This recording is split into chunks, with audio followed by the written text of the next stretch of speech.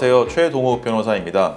저희 채널에서는 전국의 지역택조합을 상대로 한 다양한 승소 사례 그리고 강제 집행을 통한 실제 회수 사례들을 소개해드리고 있습니다. 오늘 소개해드릴 사건은 신길 5동 지역택조합을 상대로 승소해서 합계 약 3억 5천만 원을 실제로 회수한 성공 사례입니다. 신길 5동 지역택조합은 서울 영등포구 일대에서 지역택조합 아파트 건립을 추진 중에 있습니다. 그런데 신길 5동 지역택조합은 조합원 모집 과정에서 사진과 같이 사업이 더 이상 진행되지 못할 경우 기납관 분담금 전액을 반환한다는 내용의 안심보장증서를 발행 교부하였습니다. 그런데 지역택조합의 재산은 총유물에 해당하므로 환불 보장을 약속하기 위해서는 사전에 조합의 총회 결의를 반드시 받아야만 합니다.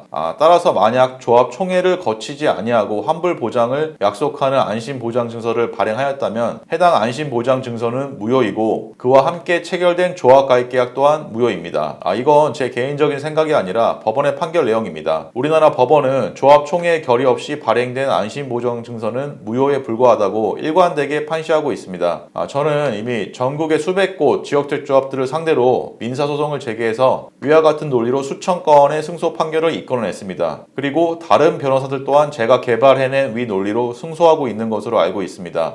특히 사진에서 분명하게 확인하실 수 있듯이 저는 조합원들로부터 사건을 위임받아서 신길 5동 지역택조합을 상대로 민사소송을 제기해서 1심, 2심, 그리고 대법원까지 전액 승소 판결을 이끌어냈습니다.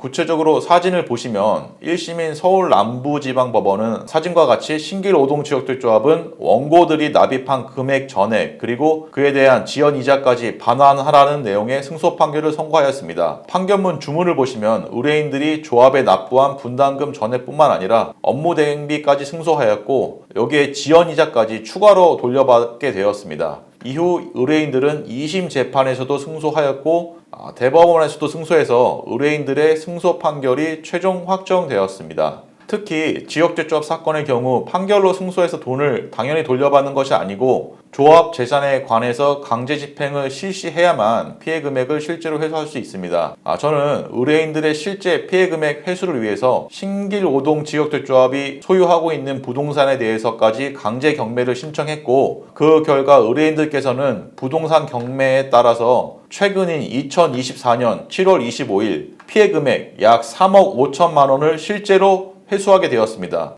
이와 같은 금액은 의뢰인들께서 각자 납입하셨던 원금뿐만 아니라 이자까지 포함된 금액입니다.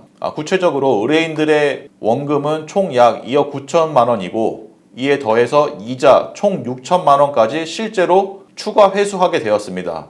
사진에서 보시는 바와 같이 의뢰인들이 지급받은 이자는 적게는 900만 원에서부터 1,300만 원 그리고 최대 1,500만 원에까지 이릅니다. 이와 같이 의뢰인들이 조합에 납부한 분담금 전액뿐만 아니라 업무 대행비 그리고 지연이자까지 추가로 돌려받게 되어서 사건이 성공적으로 종결되었습니다. 따라서 아직까지도 신길 5동 지역택조합에 가입되어 피해를 입으신 다른 피해자분들이 계시다면 언제든지 저희 사무실로 문의 주시면 신속하게 민사소송을 제기해드리겠습니다. 마지막으로 한 가지 더 강조드릴 부분은 강제집행 및 성공보수 부분입니다.